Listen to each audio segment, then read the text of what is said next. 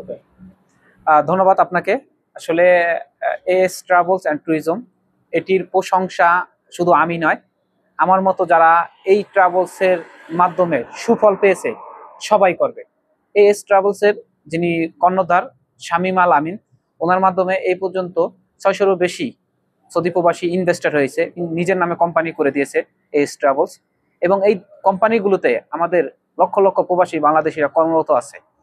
তো এই প্রবাসী বাংলাদেশিরা যারা এখানে কাজ করেন সবাই প্রতি মাসে ব্যাংকের মাধ্যমে বাংলাদেশে রেমিটেন্স পাঠান। বাংলাদেশের অর্থনীতি সচল রাখার জন্য তারা সবসময় ব্যাংকের মাধ্যমে পাঠান। তো আমি শামীম ভাইয়ের প্রশংসা মানে করে শেষ করার মতো না। উনি এমন একজন ব্যক্তি যিনি কিনা 1 টাকা অ্যাডভান্স ছাড়া এখানে মানুষকে ইনভেস্টর করে দেন। সম্পূর্ণ কাজ করার পরেই উনি মানুষের কাছ থেকে টাকা নেন। পাশাপাশি উনি ইনভেস্ট করার 3 বছর পর্যন্ত আমাদের মতো প্রবাসীদেরকে উনি বিনা পয়সায় অর্থাৎ ফ্রি সার্ভিস দিয়ে থাকেন।